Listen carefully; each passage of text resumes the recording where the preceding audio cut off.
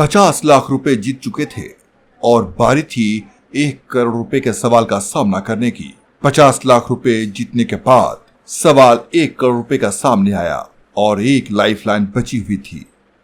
इस एक लाइफलाइन के दम पर ये कंटेस्टेंट 1 करोड़ रुपए के सवाल का सामना करने का फैसला करता है। लेकिन सामने जब 2 विकल्प बचते हैं, यानी कि 50-50 का इस्तेमाल करने के बाद जब 2 गलत जवाब मिटा दिए जाते हैं और सामने स्क्रीन पर जो 2 ऑप्शंस बचते हैं उसमें भी ये कंटेस्टेंट कंफ्यूज्ड हो जाता है, श्योर नहीं होता। तो क्या उसे 1 करोड़ रुपए के सवाल के लिए रिस्क लेना चाहिए या फिर गेम छोड़ देना चाहिए? उसे 50 लाख के बाद 1 करोड़ का सवाल देकर 1 करोड़ रुपए जीतने का चांस लेना चाहिए, क्योंकि यहां से गलत जवाब उसे 5 लाख रुपए के पड़ाव पर ला पटकेगा। 45 लाख रुपए का सीधा सीधा नुकसान। और इस कंटेस्टेंट ने वही किया।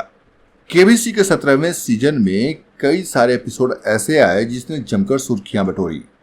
कई कंटेस्टेंट 1 करोड़ रुपए के सवाल तक पहुंच गए।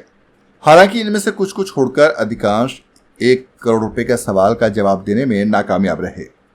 इस बार केबीसी की हॉट सीट पर पहुंचे कंटेस्टेंट रचित उप्पल, जी हां, जिनके सामने 25 लाख रुपए जीतने के बाद 50 लाख का खेल था और वो 50 लाख रुपए का जवाब देकर 1 करोड़ के पड़ाव तक पहुंच जाते हैं। तो क्या रचित 1 करोड़ रुपए के सवाल पर रिस्क लेते हैं? क्या वो 1 करोड़ रुपए के सवाल का जवाब दे पाते हैं, हाँ या ना?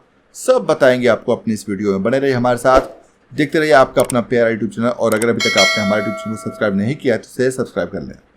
दोस्तों, रचित उप्पल मुंबई के रहने वाले हैं और मुंबई के रचित केबीसी में फास्टेस्ट फिंगर फर्स्ट जीतकर अमिताभ बच्चन के सामने हॉट सीट पर पहुंचने में कामयाब हो जाते हैं।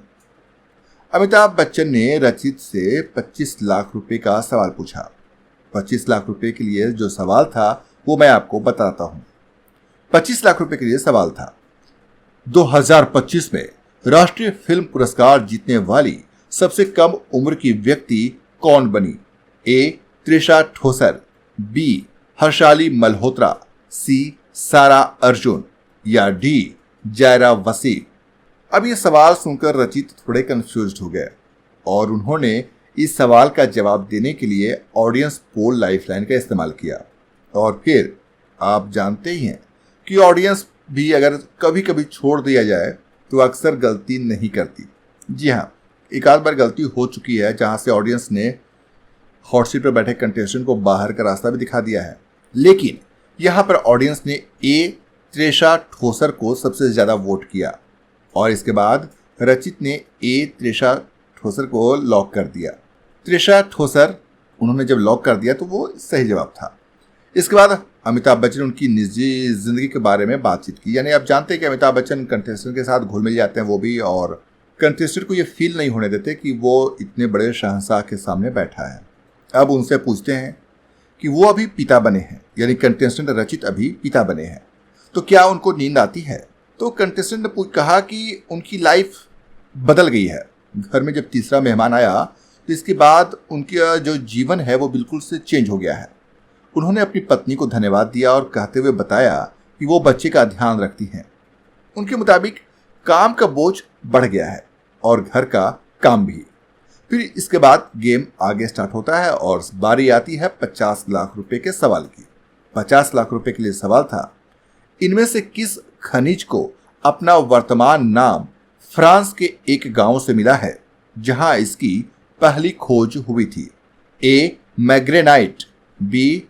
एप्सोमाइट, सी. बॉक्साइट या फिर डी. डैनब्यूराइट।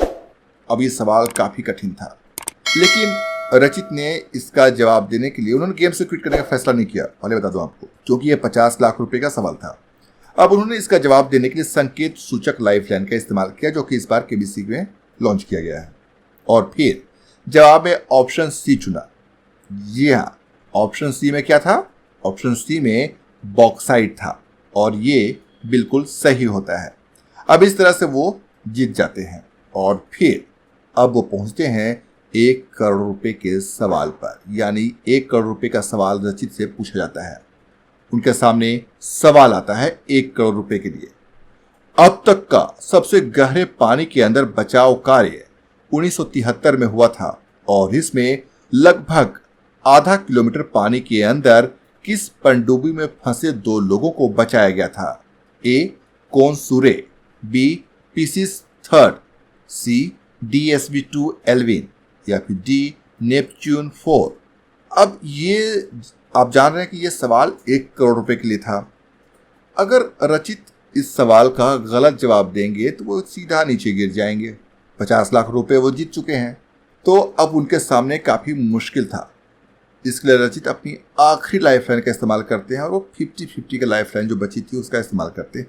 लेकिन 50-50 लाइफ लाइन इस्तेमाल करने के बाद भी रचित ऑप्शन बी और डी के बीच में अटक जाते हैं और इसके बाद रचित कहते हैं कि ये बहुत बड़ा रिस्क है। फिर भी वो डी को चुनते हैं और 5 लाख रुपए पर लुढ़क जाते हैं क्योंकि डी गलत जवाब होता है। जी हाँ दोस्तों, जैसे कि मैंने आपको बताया कि ये बहुत बड़ा रिस्क था और रचित ने ये रिस्क उठा लिया। 50 लाख रुपए से रचित 5 लाख रुपए पर पहुंच जाते हैं। मुझे तो काफ़ी अफसोस हो रहा है।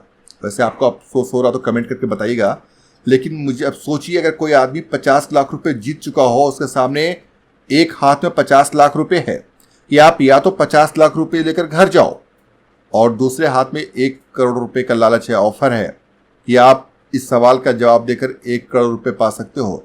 लेकिन शर्त यह है कि अगर आपने गलत जवाब दिया तो आप 50 लाख से सीधे 5 लाख पे आ जाओगे। अब यहीं पर रचित चूक गए। उन्होंने 50-50 लाइफलाइन के बाद जब कंफ्यूजन था, श्योर नहीं थे, फिर भी उन्होंने बहुत बड़ा रिस्क उठा लिया और वो ऑप्शन डी को चुनते हैं जो कि गलत जवाब होता है और इस तरह से रचित 5 लाख रुपए पर आ जाते हैं।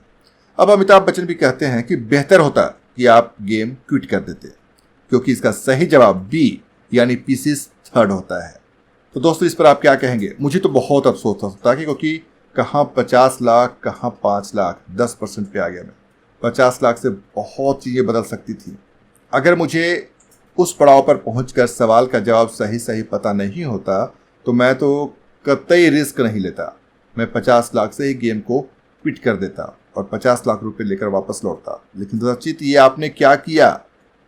इतना बड़ा रिस्क क्यों लिया? जब आपको अंदाजा मतलब डाउट था, आप बोल भी रहे हैं कि ये बहुत बड़ा रिस्क है, फिर भी ऑप्शन डी को क्यों चुना?